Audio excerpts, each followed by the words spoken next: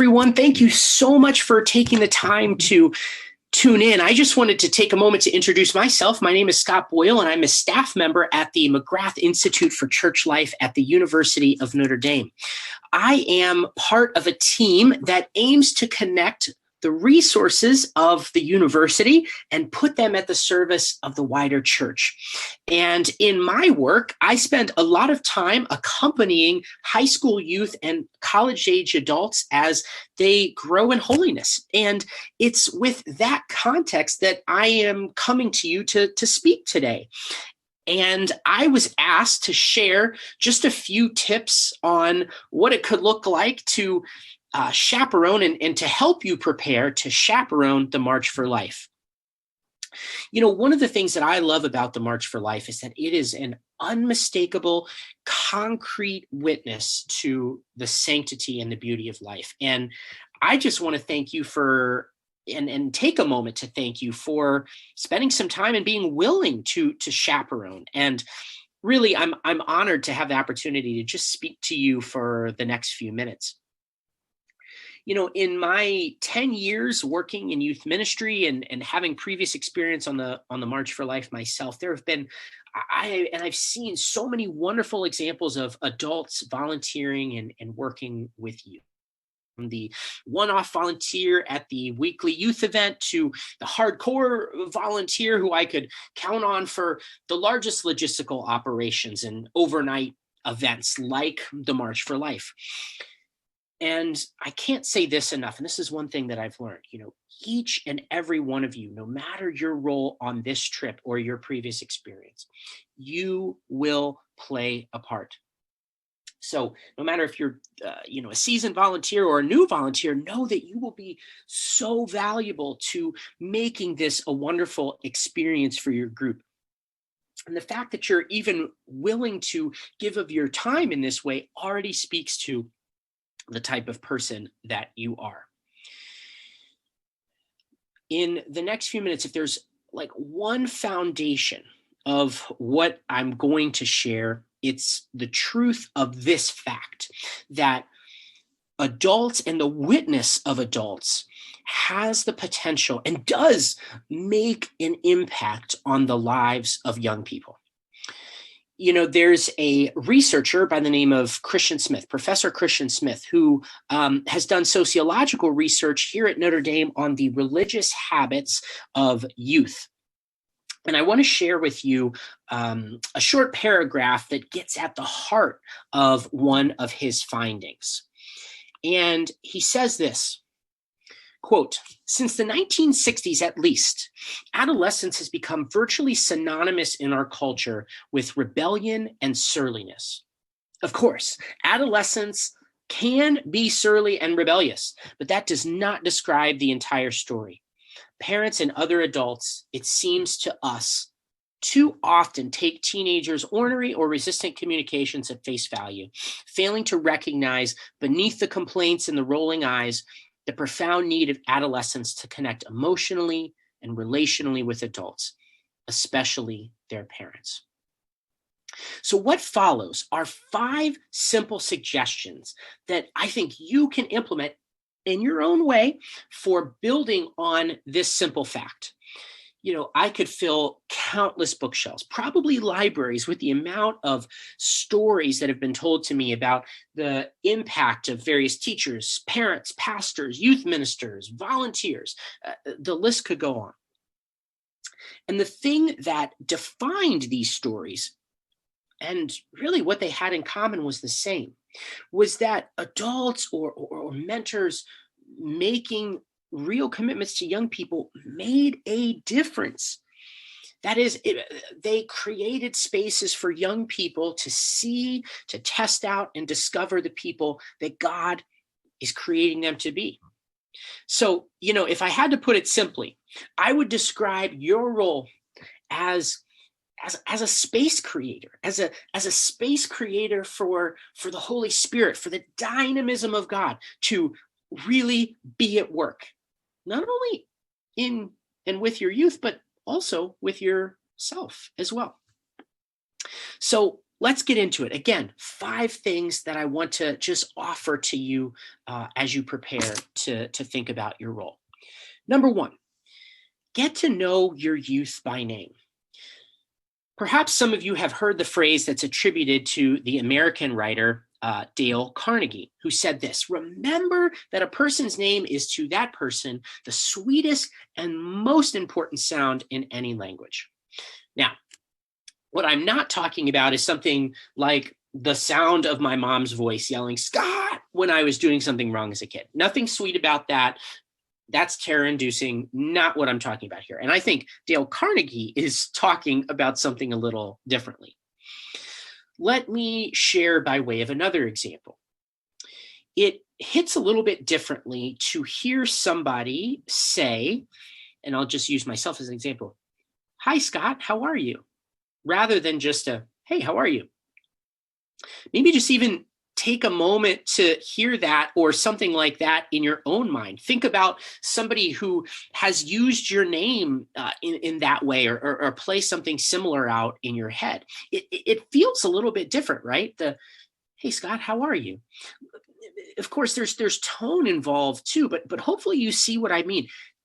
Taking a moment to insert somebody's name, to acknowledge their name in a greeting or another phrase, it changes the way we say it, right? It changes the way that phrase is even oriented in the sense that it shows a more intentional commitment to another person, that we're taking the time to address them and convey very intentionally that we wish to engage them. And I think it's also interesting that we're almost more wired to pay attention when we hear ourselves addressed by our own name. I think somewhere deep down, we get this subtle but nonetheless clear feeling that this person takes us seriously enough or cares about us enough to engage us directly. Why do I say all of this? Well, if there's anything that I've come to know and come to find as true about young people, especially in this day and age, it's that, beneath all the exterior stuff, they have a true desire to know that they are cared for and that they are known. They want those spaces where they don't feel like they have to put on a mask or something else. As we look at our culture, for all of the different ways in which, especially our youth, are connected, they feel profoundly disconnected and unknown. And so I think taking the time to learn the names of your young people is a simple and easy way to model what that true connection can look like. And we'll build on this as well. But I think it opens up that space for a real relationship or a real conversation. So I would say quite simply, to build the space in, to take time to introduce yourself to your students, make it a point to try to remember their names.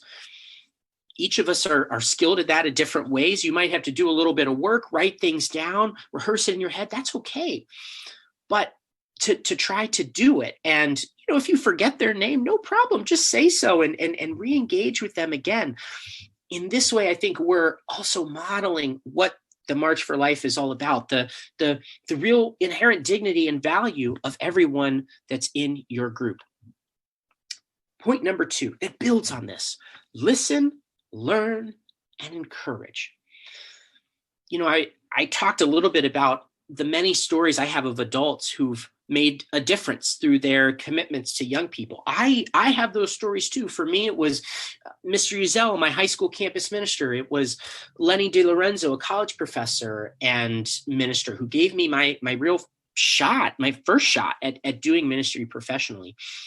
Each of them, as I look at their witness, took the time to get to know me and were able to, in some big and small ways, encourage me on my own journey. I actually just want to take a moment to turn it over to you for a second, because I'm willing to bet that you have those stories too. And I'd like to borrow a page from Mr. Rogers' playbook. And yes, that one. The old friendly television neighbor who, in 1997, when he accepted an Emmy for his lifetime of work, used a portion of his speech to invite his audience to remember the special ones who have loved us into being. I'd like to invite you to just take 10 seconds with me to think and hold somebody in your heart who has made a difference in your life. I will watch the time.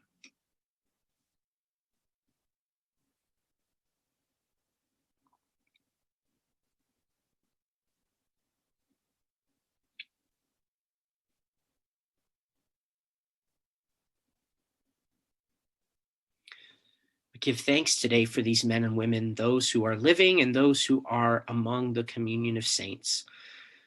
We are thankful for the seeds that they have planted in us, for all that has grown, for all that will continue to grow in our minds and in our hearts. If you're like me, perhaps you might feel a little bit different now, remembering the specifics of those commitments and how those people loved you into being.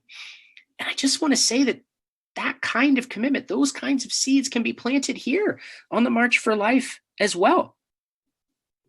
I think one of the easiest ways to do this, given the, I think it's important to be, realistic and upfront, is that, we'll have limited time on these trips, but to just be proactive in creating that space, right, to get to know your youth a little bit. Downtime is going to be your friend here. Perhaps it's on a long bus ride or time spent hanging out in the evening. There will be stretches, I promise, where it will be good to things or it would be good to shake things up and pull ourselves from our screens, because even those will get boring and monotonous after a while. So to engage with one another, I think one of the easiest ways to do this is games. One of my personal favorites, get to know you game, is Two Truths and a Lie. Card games also tend to be great spaces to get young people a little bit more active and provide a kind of low pressure way to get to know one another. Crowdsource a little bit. Ask your young people. There's so many other options as well, but I think these activities create those easy spaces to share even a little bit more about yourself and to ask them questions about what they like to do and what they're interested in. And those give neat inroads to provide a little bit of space just for simple encouragement. Things like you hear somebody say something, that's really awesome, Joe, you should keep at it. Or, whoa, I didn't know about that, Leah, tell me a little more about what you've seen and done. I'm just giving examples, but these little kinds of affirmations can be those small seeds that just communicate that sort of the importance of what they're thinking about and help them continue to explore who God wants them to be. All of this said, you also might have youth and young people who are a little bit more withdrawn or don't show an interest in engaging in any of these ways. That is okay too. I think the important thing is not to force it. The important thing is to offer. Remember, you're creating the space for them to bring themselves and their gifts, not forcing them into that space. That will not frequently bear good fruit. Number 3, be realistic and work together. And I kind of alluded to this a little bit before. I know there will be groups that will be quite large and other groups that will be quite small. In those small groups, it would be quite easy to learn names and to get to know your young people, even in the course of a few days. For those large groups, it would be impossible for each chaperone to get to know everyone by name or to get to know something specific about everyone. In my experience with large groups, it's best to set realistic goals, perhaps splitting up your groups into chaperone groups. What do I mean by that? Well, a chaperone group, one chaperone is responsible for being a primary contact for a smaller, more manageable number of students.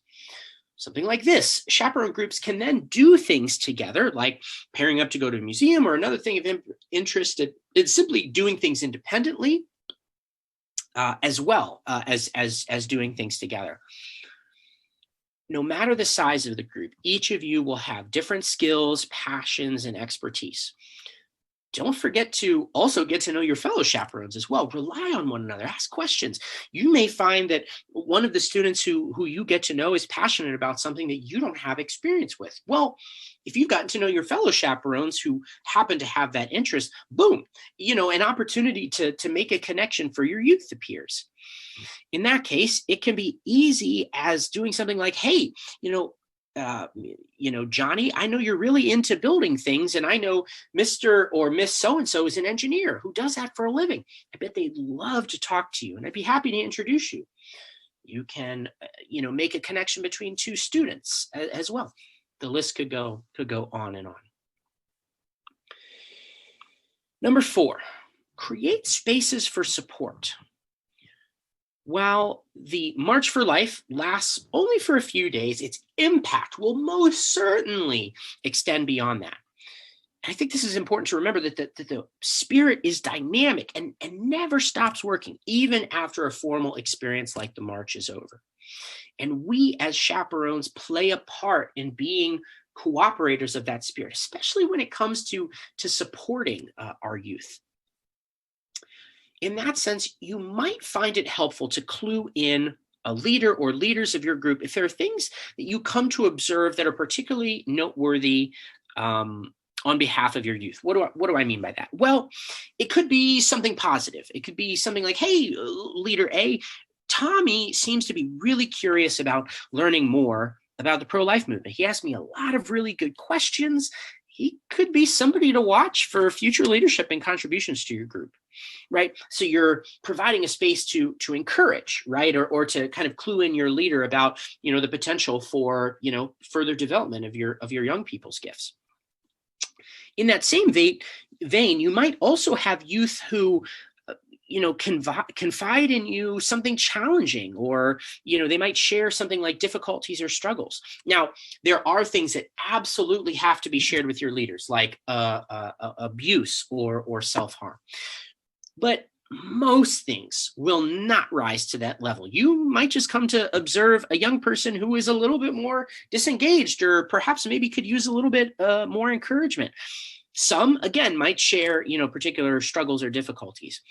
I think in that moment, in those moments, some of the single best things you can do is not to try to fix. I think we can probably maybe draw on our own experience in our own lives in that way to know that that's not necessarily a good response, but instead to just be present, to listen and respond authentically to them. Phrases like, thank you for sharing. That sounds really frustrating. Or, wow, that sounds like a really difficult challenge. Things like this are just simple ways to let a young person know that you are with them. And if you are ever in doubt or feel like you need more help, or trusting your own gut, you feel like it would be good to clue a leader in, you can simply mention that young person to a leader without going into much detail as well. And I think it's really important when we think about spaces for support. Don't forget yourself. You might find that your energy is wearing thin. You need to, or you want to find a little bit of time for yourself to recharge. Don't hesitate to ask if you need support. Think about it this way. You can't give of yourself well if you are constantly running on a low battery. You won't be a good leader for the students or a good team member for your fellow chaperones if that's the case. Be in touch and communicate what you need. Maybe it's a little bit of time for yourself or more rest. And I think all of this, stating all of this, it goes without saying, be generous if others ask you for that, and check in as appropriate. Remember, we won't be able to fix everything, but this is about creating space for the Holy Spirit, faithfully attending to what we see for the benefit of our young people and those we work with. And finally, don't forget to pray for them.